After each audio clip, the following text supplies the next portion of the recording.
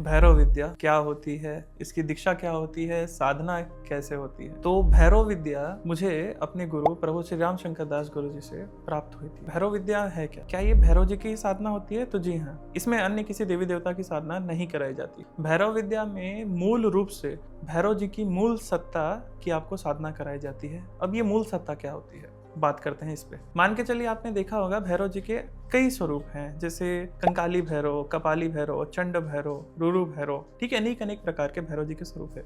लेकिन जो मूल स्वरूप है, जो भगवान शिव के क्रोध से उत्पन्न हुए थे, जो काल भैरव का जो मूल स्वरूप है, उन स्वरूप की इस भैरव विद्या में आपको दीक्षा दी जाती है। जितना मैं जानता हूँ आज के समय भैरव विद्या की दीक्षा कोई नहीं दे रहा होगा, तो हम आपको भैरव विद्या की दीक्षा दे रहे हैं। इस साल 9 अप्रैल 2026 के रात को हम आपको भैरव विद्या की दीक्षा देने वाले हैं। ये दीक्षा पूर्णतः ऑफलाइन होगी। इसके लिए आपको हमारे बताए गए लोकेशन पर आना पड़ेगा। भैरव विद्या के बाद क्या क्या प्राप्त हो सकता है आपको? सबसे पहला है भगवान काल भैरव की आपको पूर्ण रूप से कृपा प्राप्त होगी। उसके बाद जो आपको मूल मंत्र मिलेगा इस विद्या को जागृत करने का, उस मूल मंत्र से आप ब्रह्मांड के कैसे भी कार्य कर सकते हैं संकल्प लेकर और हमारे बताए गए विधि अनुसार। जो मंत्र आपको मिलेगा वो मेरे द्वारा स्वयं आपको कान में दिया जाएगा और ये मंत्र अत्यंत आपने गुप्त रखना है। इस मंत्र से आप क्या क्या कर सकते हैं एक बार मैं शॉर्ट में बता देता हूँ।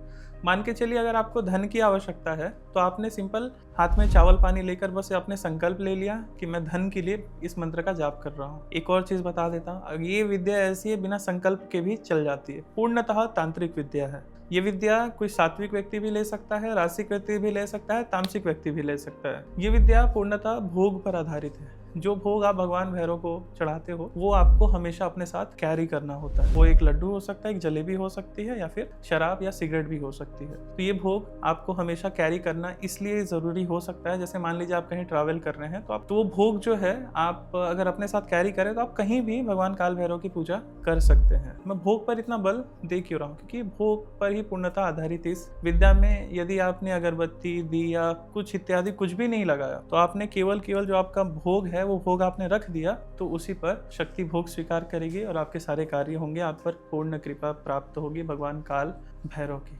इसके साथ ही 9 अप्रैल को जो ये विद्या हो रही है, इससे लगभग 1 महीने पहले से मार्च के महीने में ही हम इसकी रेगुलर मेडिटेशन क्लासेस शुरू कर देते हैं। उसका उद्देश्य क्या है? सबसे पहला तो भैरव विद्या ग्रहण करने से पहले आपको कई सारे मंत्र विधियां हम जुड़ करके लाइव आपसे कराते हैं। कुछ आपको बताते हैं कि आप इन मंत्रों का जाप इतना इतना करना है।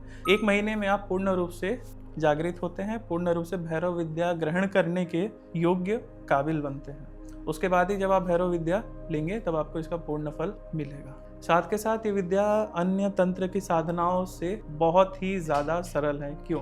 तो मान लीजिए अगर आपको सिगरेट का भोग भगवान काल भैरव को लगाना है तो बस आपको आंख बंद करना है, भगवान काल भैरव का आवाहन करना है, भोग रख दिया, बस आपके काम भगवान काल भैरव कर देंगे। मतलब आपके ऊपर कृपा करेंगे, वो कार्य आपका हो जाएगा भगवान काल भैरव की कृपा मात्र से। साथ के साथ अगर इस जो मंत्र आपको हम देते हैं, इस मंत्र का आपको बस बैठ करके भोग लगा करके जाप करना होता है। संकल्प लें चाहे ना लें कोई उतना मायने नहीं रखता। आप लेते हैं तो बढ़िया, नहीं तो ऐसे भी विद्या चल जाती है।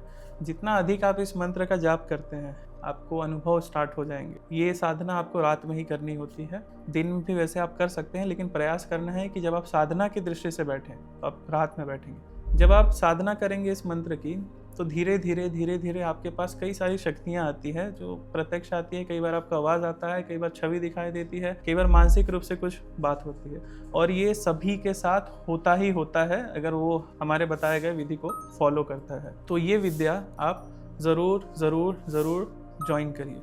साथ ही भगवान काल भैरव की कृपा के बिना आप साधना के क्षेत्र में तो आगे बढ़ ही नहीं सकते, इतना सुनिश्चित है। अगर आप तंत्र की साधनाएं कर रहे हैं तो ठीक है, क्योंकि तंत्र के कुछ देवी देवता हैं जिन्हें इनका अधिष्ठात्र कहा जाता है। भगवान शिव, माँ काली, भगवान काल भैरव।